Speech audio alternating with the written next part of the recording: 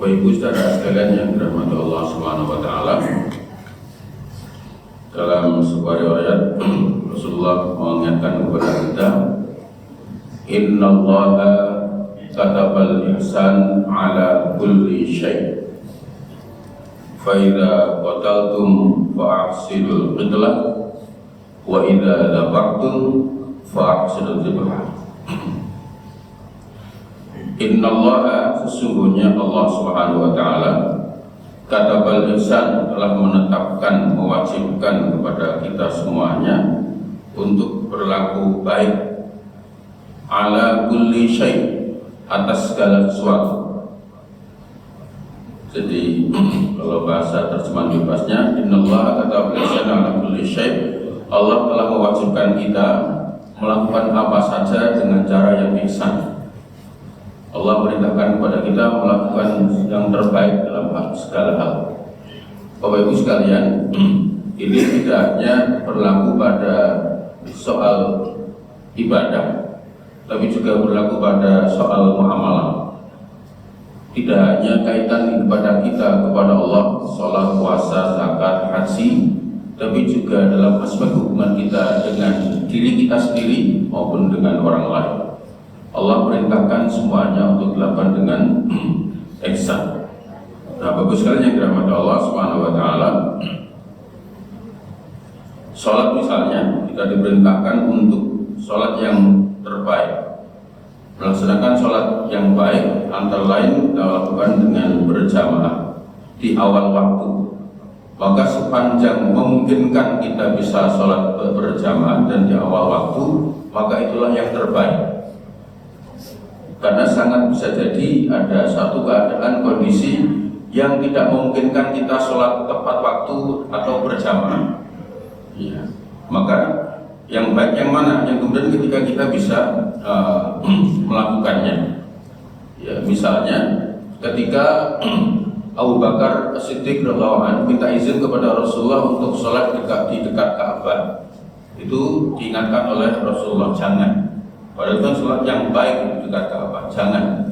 Kenapa? Karena nanti orang Arab akan mengganggumu. Meskipun sholat di dekat Ka'bah itu baik, tapi kalau kemudian menimbulkan yang tidak baik, Rasul mengatakan jangan, nanti akan diganggu.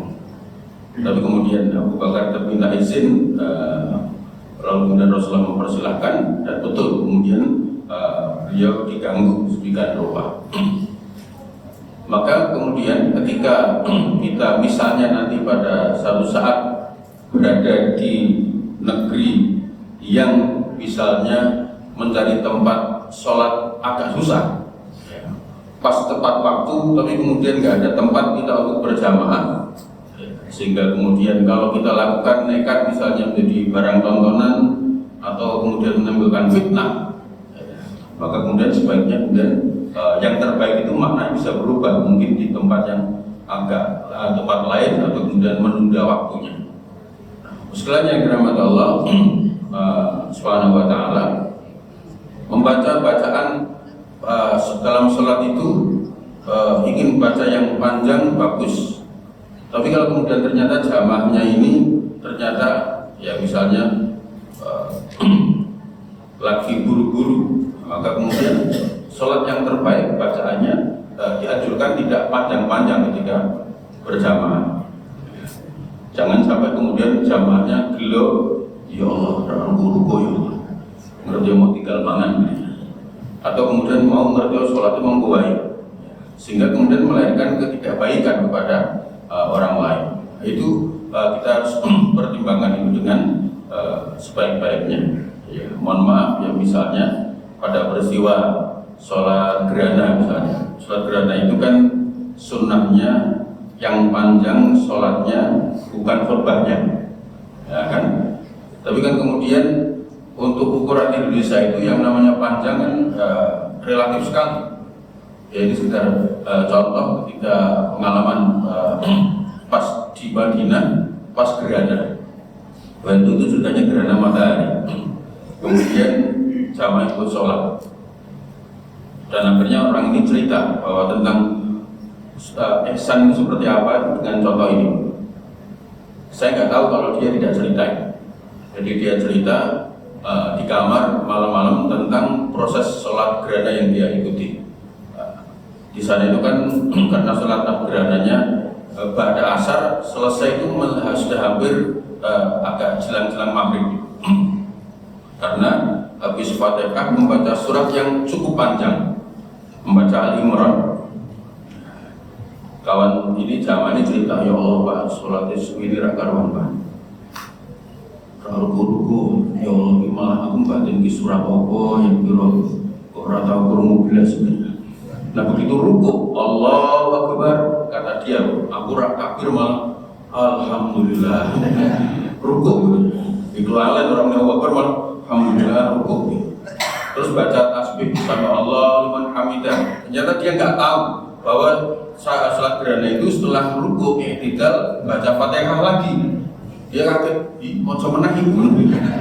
Dia pikir begitu. Dan kemudian baca panjang lagi surat An-Nisa. Ya Allah, ini kata dia. Ya Allah. Nah, terus dia, aku susur rapatah, tinggal mulai.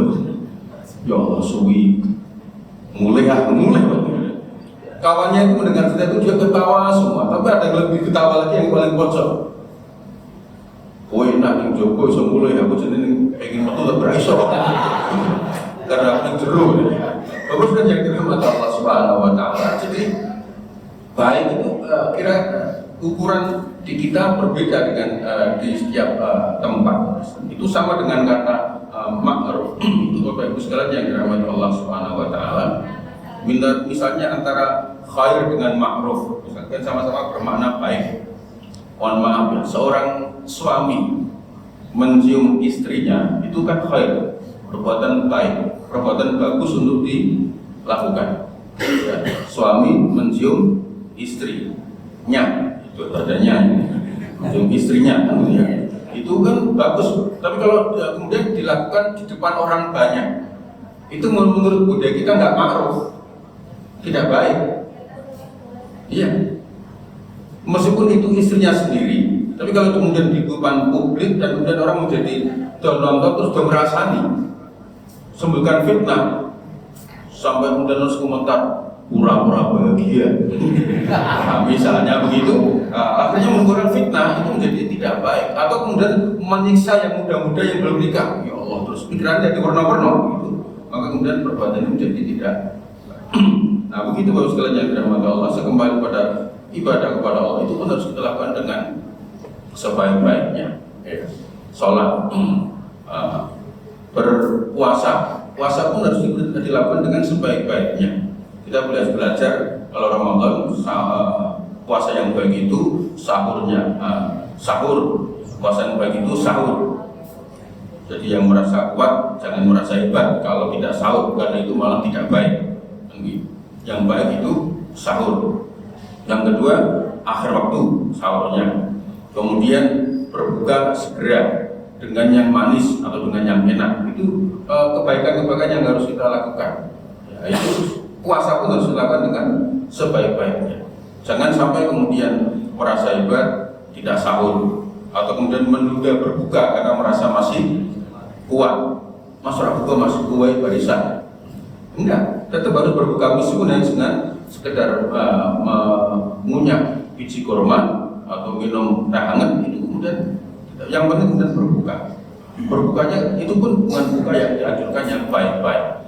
Bahkan Nabi menyebut umatku akan selalu dalam kebaikan sepanjang mereka mensegerakan berbukanya. Iya, sudah suruh kasih berbuka segera dan sudah dengan yang manis. Maka saya kan sering guyonan begitu. Puasa mute itu tidak eksak. Berbuka kok dengan nasi padang itu kan makruh. Maksudnya nasi padang itu padang jinggrang karena lalu biasa. Ya Allah, tidak itu saja. Ya Allah, persiko padang ini kok ini ya. Nah, itu nggak makruh. Karena maksudnya yang menyenangkan yang wajar seterusnya. Terus kemudian sedekah, zakat kita juga diperintahkan memberikan yang terbaik. Bahkan ketika zakat kita harus memberikan makanan pokok sedapat mungkin yang lebih baik dari yang kita makan. Setidaknya sama. Melakukan yang terbaik, Bapak.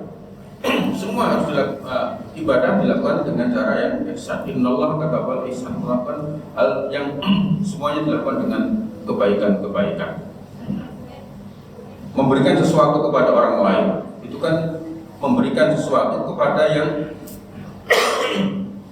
sesuatu yang masih kita sukai, bukan yang sudah tidak kita butuhkan atau kemudian tidak menyukainya. Kalaupun misalnya kita akan berbagi pakaian pantas pakai, pakailah yang aslinya kita masih mau pakai, bukan yang kita sudah nggak mau pakai. Berikan yang aslinya kita masih mau pakai, tapi ada program bantuan pantas pakai, maka kemudian kita memberikannya, sehingga ketika orang menerimanya itu dengan senang hati. Bapak Ibu, kita akan yakin, akan merasa bahagia ketika orang yang kita beri pakaian kita dan dia bangga memakainya. Itu kan kebahagiaan yang luar biasa, bukan pada dia, pada diri kita juga akan lahir rasa bahagia itu. Memberikan yang terbaik, maaf termasuk makanan kepada saya kalau kita punya asisten rumah tangga. Iya, kalau kita mau beli makanan, ya itu harus dengan sengaja untuk membantu kita juga. Jangan kemudian pokoknya beli itu nak turah ya kayak membantu naurah itu tak gitu.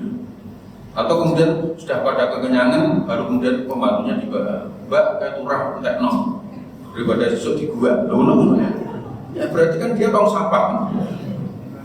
Ya, mestinya ini harus kita hindari begini. Kita beritakan ihsan, sedekah yang terbaik, bukan yang terbanyak, yang terbaik, iya kan? Makanya karena tidak yang terbanyak, yang terbaik. Tuh tanggal tua gaji sudah mepet, remun belum turun, itu kotak amal lewat misalnya, buka dompet kok isinya tinggal 2 tok, 120.000, 100-an 1, 20.000-an 1. Yang terbaik yang mana? Yang masuk tetap yang 20, Pak. Iya, bukan yang terbanyak kan? Karena yang terbanyak nanti saya ke rumah konflik kan gitu. Iya kan? Begitu Bapak Ibu. Dan itu normal wajar. Apalagi kemudian sebelahnya ikut buka dompet juga, uangnya 125.000, 120 dan 5. Maka nyaris dapat juga. Yang masuk hanya 5.000. Karena bisa jadi itu yang terbaik buat dia. Sebelahnya buka 127. Yang masuk yang 2.000 kan? Bisa jadi itu yang terbaik buat dia daripada tidak ngisi sama sekali. Sebelahnya buka uangnya tinggal 2 jenis, ada 200.000, 100-an semua, nggak jadi ngisi. Karena mungkin begitu ya, daripada kemudian ada penyesalan seumur hidup. Nah, bagus kan yang dirahmati Allah, lakukan yang terbaik. Innallaha katabal ihsan. Sampai kemudian haji pun kita juga dianjurkan melakukan yang terbaik. Maka bukan hebat orang yang kemudian berhasil melakukan ini itu, misalnya saya bisa mencoba saraswat dengan menyingkirkan orang kebahagiaannya luar biasa. Mestinya kemudian sebenarnya saya pengen tapi begini tidaklah, itu sunnah, sementara menghormati orang lain hukumnya wajib, maka saya akan dahulukan menghormati orang lain. Maka begitu itu dia lakukan dengan sebaik-baik. Ibadah semuanya dilakukan dengan cara yang terbaik. Kemudian muamalah, sebaik-baik kamu kata Rasulullah adalah orang yang baik kepada keluargamu. Orang yang baik adalah orang yang baik kepada keluarganya. Dan Rasulullah menyatakan, aku orang yang baik kepada keluargamu. Iya. Maka jangan sampai, mohon maaf Bapak Ibu sekalian, kita bisa makan siang bersama teman kantor di tempat yang mahal, tapi nggak pernah bersama istrinya sendiri. Mohon maaf. Iso metu, iya kan? Jam istirahat, iso ngetan, nyabrang berok, kemudian muter ke kota lama dengan teman kerja, wani bayari. Begitu dengan istri malah belok sebagai kucing dong. Diirit ya di, karena kok itu santai mau kau kancaku. Iya, menjadi tidak baik. Ihsan kepada keluarga, iya, kepada istri, kepada suami, kepada anak. Ya, itu kita harus melakukan yang terbaik kepada keluarga kita. Sampai Nabi menyebut 1 dirham untuk jihad fisabilillah, 1 dirham untuk sedekah, 1 dirham untuk keluarga. Rasulullah menyebut yang terbaik adalah yang untuk keluarga. Ya, begitu kita diperintahkan melakukan yang baik kepada keluarga, dan kita harus melakukan itu untuk keluarga kita, untuk istri kita, untuk suami kita, untuk anak-anak kita.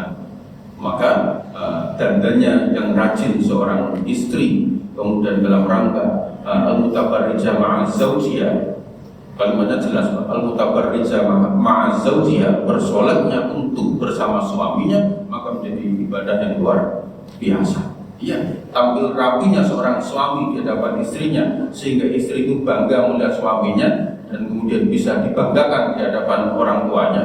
Maka rapinya seorang suami itu menjadi ibadah yang luar biasa. Nah, begitu istri kepada suami, suami kepada istri. Bahkan panggilan yang baik, wa ashiruhunna bil ma'ruf. Iya, bergaulah dengan istri dengan cara yang ma'ruf. Iya, istri kita lebih suka dipanggil apa? Ada yang suka dipanggil Umi, panggillah Umi. Ada yang suka dipanggil Mami, panggillah Mami. Panggil Mama, panggillah Mama. Suka panggil Bunda, Bunda. Tidak usah dipersoalkan. Oh, Bunda itu gak Islami. Yang Islami apa? Umi. Wah, itu Umi mah ke Arab-Araban. Nanti Mami itu ke Barat-Baratan. Ya, terus sopo. Ya suka yang menurut istri kita baik, ya kan? Tidak perlu dipersoalkan. Iya. Tapi ya, tidak usah dipersoalkan. Undangin Mami kok boleh jagung bakar. Orang memang begitu. Hanya perlu dipertimbangkan kema'rufan itu. Kalau tinggal di desa, di kampung, sak kampung undangin emak kabeh, kemudian kita manggil Mami, Papi, mungkin diguyu tonggo. Ya kan itu juga harus diperhatikan. Beda dengan kita di perkotaan, mengundang orang nggak peduli karena sudah masing-masing. Ya kan?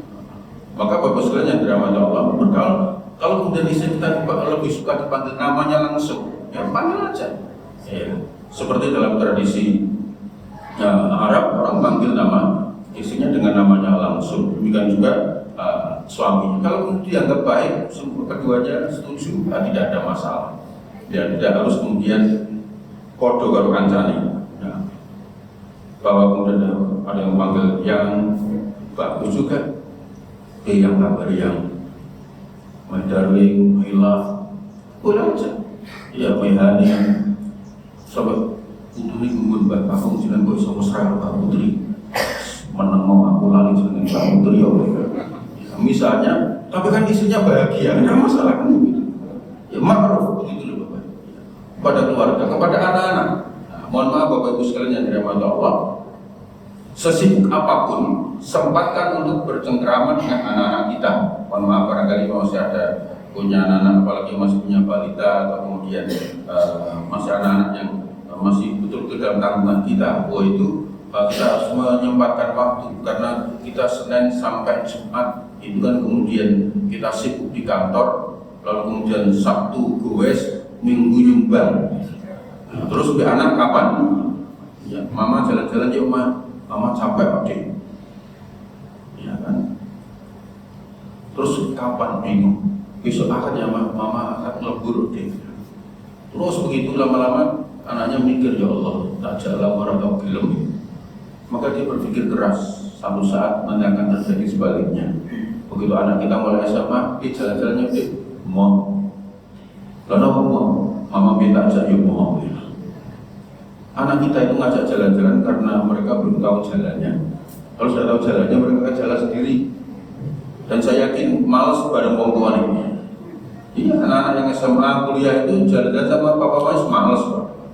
Kemudian SMP, SMA bareng ibu bapaknya neng mall perkancane itu bongkone suruh-suruh cuma nonton cukup sini dulu ya kan saya kan ya kepada Allah. Kalau saya mengalami itu kan nasib banget itu ya. Maka perhatikan, kita harus berbuat baik kepada keluarga kita ya. Di antara bentuk kebaikan kepada keluarga adalah mengajari anak tentang agama. Jadi yang namanya baik kepada anak itu bukan sekedar mencukupi kebutuhan materinya, tapi juga mengenalkan dia tentang agamanya. Dari mana mulainya? Mengenalkan ibadah, diajak ke masjid, ya, diajak dituntun sholat, diajak ke masjid. Nah kadang-kadang kita akan ngomong, pada usia cili-cili om bos, pada usia gede, anak orang masjid, Saya gede angel. Ya waktu kecil katanya kecil, waktu gede katanya gede susah. Kapan kemudian kita akan mengajarnya? Paling salah satu kebaikan yang harus kita lakukan kepada anak-anak kita. Ya, mohon maaf, Rasulullah mengajak cucunya Hasan Husain diajak ke masjid. Tapi anak-anak kita lari-lari, tidak apa-apa. Ya, di sini alhamdulillah rasa sepi, anak-anak kita sholatnya bisa nikmat. Nanti pas pulang maghrib bisa di kampung bersama anak-anak ramai, tidak ada masalah. Minimal kan khusuk dulu rasa ini. Ya maghrib bisa ramai, biasa aja kita nikmati dengan anak-anak kita. Anakku pelayan, tidak apa-apa sepanjang yang pelayan anak-anak. Ya, kecuali yang pelayan ibunya. Terus kudung itu belum lagi masalah. Tapi kalau hanya anak-anak tidak masalah. Tapi anakku nggak pelayan apa-apa, kalau sujud dinaiki, ya tidak apa-apa. Ibu sujud dinaiki anak-anak, insya Allah aman. Ada yang menumpak anak-anak. Ya, lurus itu begitu kan, sujud imawi loh Pak, bukan makmum. Jadi imam, kemudian waktu sujud, sujudnya naik semuanya. Sujudnya diperlama. Bukan kemudian bocah disingkirkan, enggak. Menunggu sampai sujudnya turun sendiri. Saking lamanya nunggu anak-anak turun dari tempat punggungnya Rasulullah. Selesai sholat sampai ada sahabat yang tanya, ya Rasul, tadi kenapa sujudnya lama banget? Berarti waktu sujud itu sahabat mikir loh Pak, ini orang kami ngomong ya. Rasulullah juga gak komentar, berarti rakusu, udah begitu. Iya, biasa. Tadi cucuku naik ke punggungku, aku khawatir kalau aku bangkit dia jatuh nangis mengganggu sholat kita, maka aku biarkan sampai mereka turun sendiri. Dengan penuh kesadaran gitu, bahwa kita sholat itu begitu ya, biasa Bapak. Tidak ada problem, tidak ada masalah kita dengan anak-anak gitu, dengan tetangga ya kan, dengan keluarga, maaf, termasuk kemudian keluarga itu antara lain, mohon maaf, ipar ya, karena kita diingatkan hati-hati dengan ipar, apalagi yang serumah dengan ipar itu harus lebih hati-hati, baik itu ipar laki-laki bagi istri maupun ipar perempuan bagi suami. Itu berpotensi hal yang tidak baik ya, maka kemudian sangat dianjurkan untuk tidak bersama ipar kecuali dalam keadaan terpaksa. Kisah-kisah yang tidak bagus sering terjadi karena tidak pandainya menjaga hubungan dengan ipar.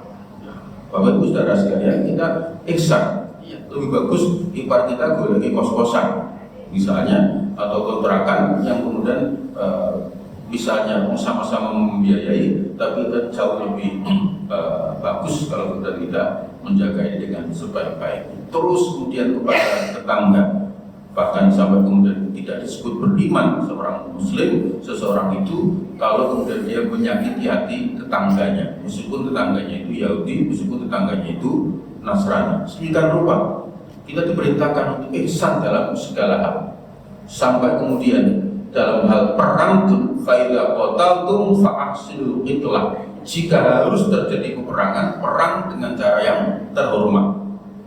Itulah kenapa Salahuddin Al-Ayyubi tidak mau menyerang musuh ketika panglimanya sedang sakit. Ya. Raja Richard itu kan sakit, kabarkan kemudian Salahuddin datang dengan seorang dokter, kemudian diobati. Ketika sembuh ditanya, engkau siapa? Aku Salahuddin, panglima perang kaum muslimin. Dia kaget, kenapa kau tidak membunuhku? Kalau kamu mau kan bisa. Enggak, aku tidak terhormat kalau membunuhmu dalam keadaan sakit. Aku akan merasa terhormat jika mengalahkan kamu di dalam medan pertempuran. Begitu Bapak-Ibu sekalian, ihsan dalam segala hal. Ya. Makanya mohon maaf Bapak Ibu yang ini mulai masuk tahun-tahun politik, ihsanlah dalam bermedia. Bukan karena kita pegawai negeri takut kena semprit, bukan karena itu. Jadi harus dipahami. Jadi tidak ngeser ini ngeser itu bukan karena PNS peti kena semprit dan sebagainya, tapi lebih karena akhlak kita sebagai seorang muslim. Iya kan? Luar biasa. Kalau sudah nggak ihsan, nggak baik, peresmian masjid aja jadi masalah. Ya, saya membaca tuh heran. Masjid di Solo yang kemarin diresmikan Presiden Joko Widodo itu kan bantuan dari Arab Saudi. Dari Pangeran Muhammad bin Zaid itu yang orang Arab. Ngono ya komentare ora benar. Kadrun nyumbang cebong, ya ada yang sampai begitu. Coba Bapak Ibu sekalian, maksudnya kan tidak perlu harus ada kalimat-kalimat seperti itu, kan sama sekali tidak ehsan. Ya ini kan tahun-tahun begini ini, ya boleh Bapak Ibu mendukung, memberikan dukungan kepada calon tertentu, ya Bapak Ibu sekalian, tapi kemudian tetap harus dengan etika, dengan cara yang baik. Karena yaitu kalau ibaratkan perang opini, perang untuk menawarkan calon pujaannya adalah dengan cara-cara yang tetap santun dan terhormat. Ya, faidah qataltum fa'silu qitlah. Kalau pun harus terjadi begitu harus dengan cara yang terhormat. Bagus sekalian, sampai karena semua harus dilakukan yang terbaik, sampai khutbah pun, ceramah pun harus dilakukan dengan cara yang terbaik. Apa itu? Jangan lama-lama. Itu juga ihsan. Ya, bagus sekali ya, khutbah kelamaan jengkel ke jamaah. Khutbah Jumat itu Pak. Kelamaan jamaah itu jam terus, ya Allah mau ngerti omongan sejauh ini. Ya. Maka perlu kemudian kita membuat mengingatkan semua khotib diingatkan. Kalau perlu di mimbar ditulisi maksimal 15 menit. Kalau perlu jam yang di depan itu dipercepat, lebih cepat supaya menjadi kontrol khotib agar jamaah, apalagi kemudian jamaahnya adalah jamaah kantor yang harus istirahat, jam makan dan sebagainya, itu kemudian harus diperhatikan dengan sebaik-baiknya. Termasuk kultum pada asar itu ya juga jangan terlalu lama. Selama itu mulai malah bareng. Maka kemudian saya kira ini Bapak Ibu yang dirahmati Allah, mudah-mudahan kajian sore kita hari ini bermanfaat. Innallaha katabal ihsan ala kulli syai'. Sesungguhnya Allah perintahkan kita untuk berbuat baik dalam segala hal. Terima kasih, mohon maaf, mudah-mudahan bermanfaat. Wassalamualaikum warahmatullahi wabarakatuh.